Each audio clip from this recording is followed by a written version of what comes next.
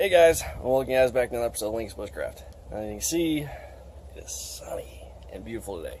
Now, let's just do that. Let's just. You think I put the hat on, but the hat is now too small, thanks to the missus. So I'll just do one of these. So, anyways, as you can tell from the patch, this is a native survival patch for the Native Survival School. This is Mitch Mitchell. Now, a lot of you guys know him from Alone, Season 1. I believe he was the third person out there, the last, behind Sam. I can't remember his last name. And now I'm going to draw a blank with the guy who actually won it. Anyways, like the show, obviously not the biggest fan of it, because to me it kind of seems like a show where there's a lot of bushcraft behind it, but it's damn near like they send them out into the worst part of the season so they can damn near just see who can starve the most. So, yeah. Alan Kay, that's his name. I do like Alan Kay a lot. The reason I enjoy that show so much, I like Mitch a ton. Mitch is a very knowledgeable guy. He's very nice, down to earth. I mean, if you watch his videos, I mean, he's an amazing teacher. Alan Kay, the same thing. You know, but the reason I like Alan Kay so much is because he's very diverse of what he's into. You know, he's singing opera. He's freaking quoting, you know, Shakespeare. He's a very unique guy. I like him. But anyways, this is actually about the 5th time I tried shooting this. Now, if any of you guys have seen any, you know, extent of my channel, you know I'm a huge Lt Wright fan. You know, I've owned 14 of his knives. You know, he's extremely talented knife maker. And the reason I was up in the air about this, I actually have about a 20-minute ramble video. I'm going to try to keep this down 2.5 minutes, so I'm going to try to keep it down some. But yeah, the first time I tried shooting this, I talk about YouTubers. It doesn't matter. I'm not going to get into it. But when I received this knife, I wasn't very ecstatic about it. And this is the 2nd generation of the NSK from Lt Wright. Now, when I got it, I actually got it secondhand. I missed the first batch. We did all this weird, crazy trading. Jude from Survivor Tech had 2 of them. Now, he had one of the special runs where they only had 5. It had green canvas, micarta, and coyote brown liners. Now this has natural canvas micarta with Ranger green liners. This is the original. But anyways, Joe Cushman, he had this one. Now when he sent it to me, like I said, I was extremely ecstatic to get the knife. You know, a woodlore style handle and a Mora style knife. So it's a puku style knife with a Mora, or a puku style knife with a woodlore style grip. I am a huge fan when it comes to woodlore style grips. That is my go-to, and that's a lot of bushcrafters' go-to style grips.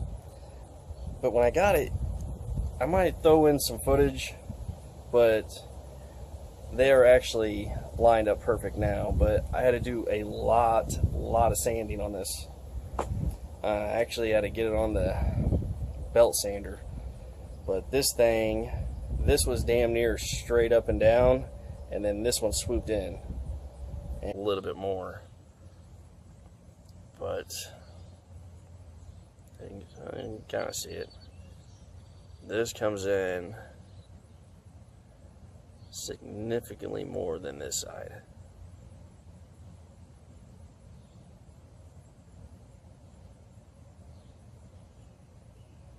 And then, in the video, like I said, it was me kind of rambling, and I'm gonna try not to do that. But I don't want to bash LT Wright. I don't want to bash his company. I think their knives are world class. Like I said, if I would actually got a hold of LT Wright, I'd bet my life that he'd freaking send it back. We'll fix it. But it was something I could fix, so I did. But yeah, I wanted to do a review on this though because completely shocked by this knife. The handle, when you look at it, it looks pretty, you know, it's big. I mean, look at it. It's enormous. Look at that sweep. That, now the Battle Horse knife, feather stick, and Mora knives do the same swoop. See how it starts back here? It's almost like a shoo. But I love that because you get your hand in there like that, locks you in. Beautiful, beautiful, well-made knife. Cannot say enough about the way this thing performs. Just can't. It's absolutely remarkable. It is 3/30 seconds. Now, when you think 3/30 seconds, you think slicey, right? Very slicey. But not even just that. Okay, the bevel on this is very short. It does have a 22-degree bevel. So, but with the 3/30 seconds, little bitty bevel, it's an amazing knife for feather sticking, making feathers, carving, notching. But not even just that, but what surprised the hell out of me is when I baton this. Now, it shocks the hell out of me, but it shouldn't though, because when you're actually batoning, what's happened is this point right here is actually splitting the wood, and then this is wedging it. So,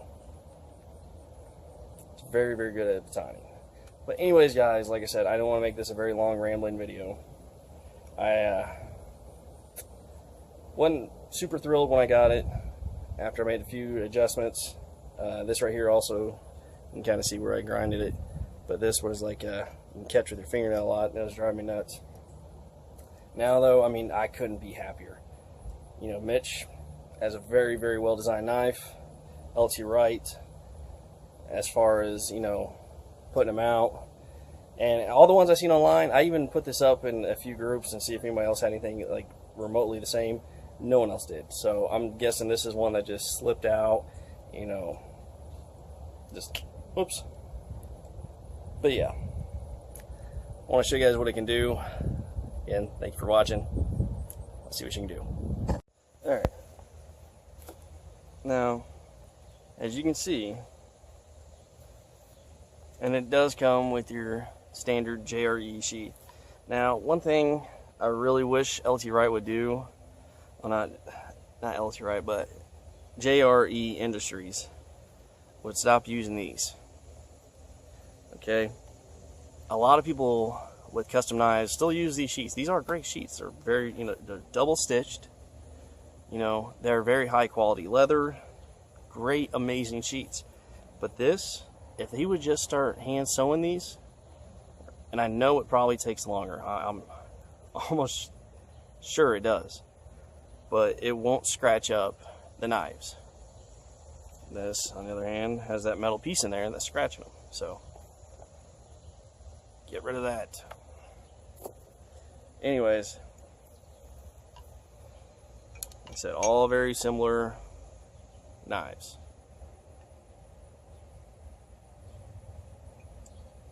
But which one performs the best?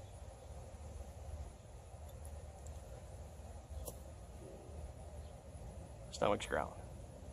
15 bucks. I spent 130 on this. These I think sell for 160. Okay, orange liners, natural canvas micarta, natural canvas micarta, which I actually like theirs a little better. Ranger green liners. Both beautiful, beautiful knives. I said if this was perfect, I would actually prefer the handle on this one more. But let's see how it works. You guys have already seen the feather stick, so I'm not going to do that. Let's make quick notch real quick. Quick.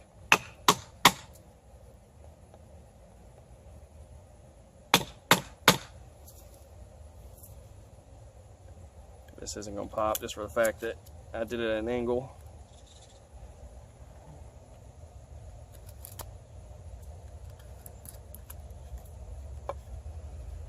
But yeah, as you can see, I mean, this thing just smashes through wood like it's nothing. And it's good at carving. So, hold on. Alright, get you a little closer. My willow tree's in the way. But yeah, this thing absolutely wants to freaking just carve. Man, it does. The fact that it's 3 millimeters in width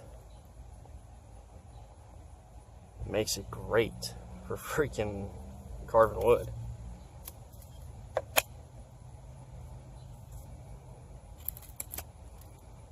Which this is, I mean, look at that.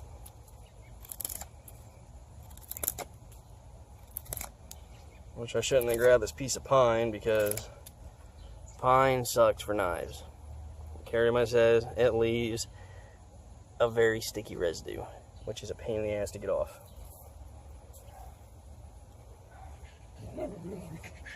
Battle Horse knives.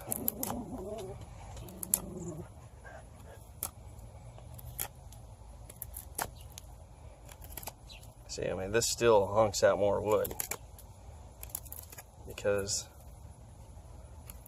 how thin it is.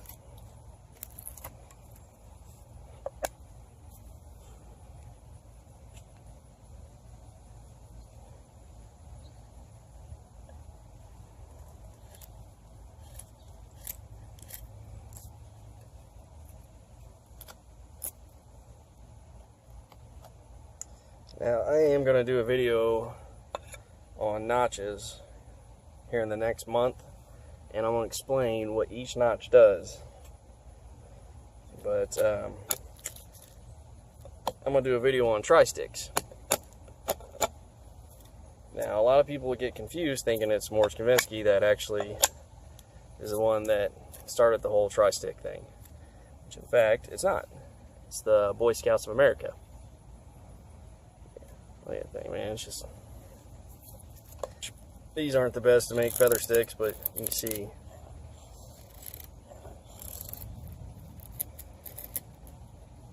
well, that short bevel on there. So that's what a lot of people don't understand. What makes feather sticks is, okay, the wood hits the tip of the blade. When it's pushing through the wood, it catches this second bevel. And that second bevel is what causes the wood to start curling. So it starts spinning, that causes your feathers. Now with this being so short, it's good for making feather sticks, making feathers. And that's why short scandies are best for that.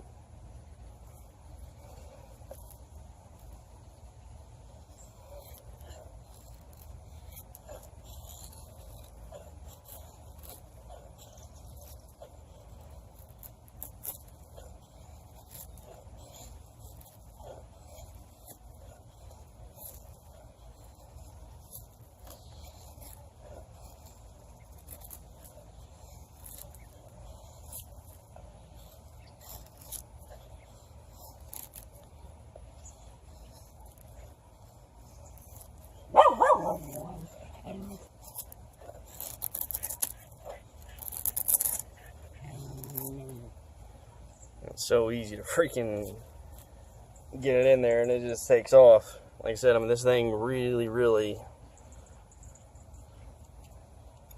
wants to bite the wood. Now, like I said, with that 90-degree spine, this thing just freaking spits it. Catch my grass on fire.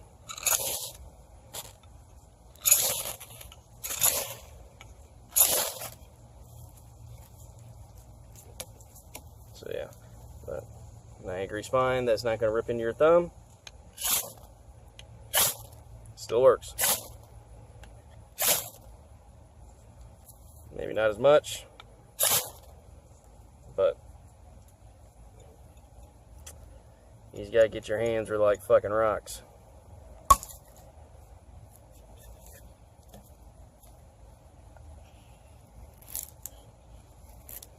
Alright, let's try a notch. I can pop it. Like I said, I think that's good to pop notches, so you can actually, the best way to check your edges and see how brittle the steel is take it, find a notch or a knot in the wood, not notch, and just try to hit that knot.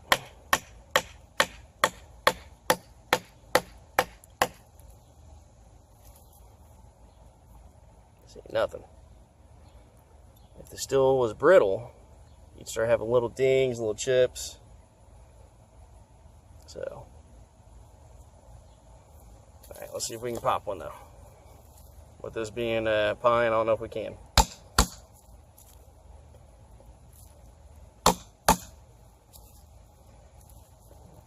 That's another thing though. With that being such a short Scandi, you're not going to pop your notches like this so much. As soon as it gets down that wood, it stops it. Man, look at that.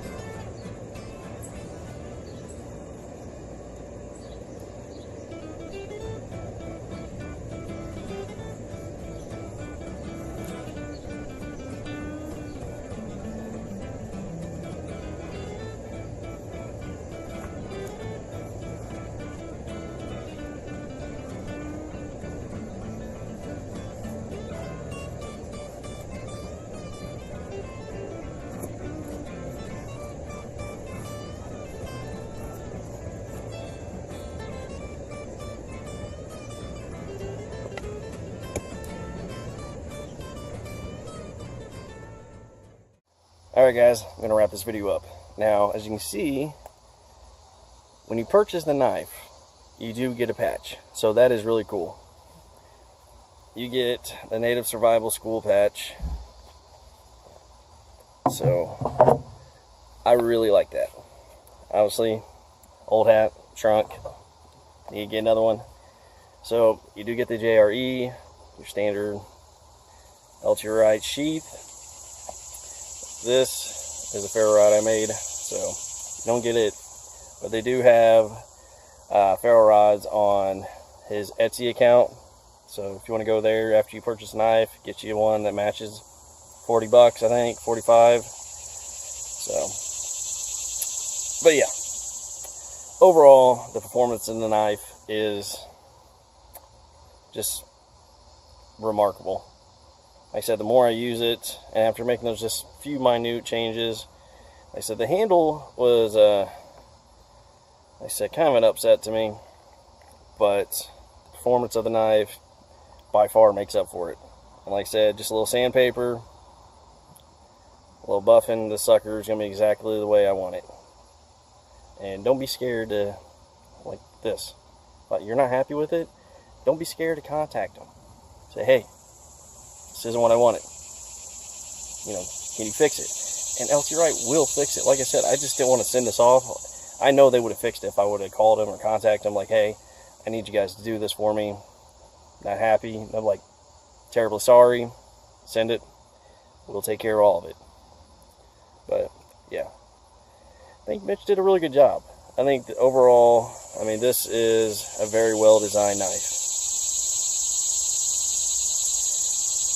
Like the feather stick from BHK, this is a Mora on steroids. And aesthetically more pleasing than Mora's. So, overall, I am very happy with this. This is one of those knives, the more you use it, the more it's just going to surprise you. And that's exactly what this has done. The more I use this, the more it surprises me. So, I'd like to thank you guys for watching. Like my buddy always says over at High Carbon Steel Love, time is the most precious thing. So, I do appreciate you guys watching this. If you would, please like, share, subscribe. I do have a Facebook page. Check us out at Linkus Bushcraft at Facebook. Join. We try to talk on there. Like I said, there's only about a handful of us on there that actually conversate, but I wanted to start doing more videos and uploading them. I'm trying to do it every week, but like I said, new kids, so it's really difficult, so I like to do at least one a month.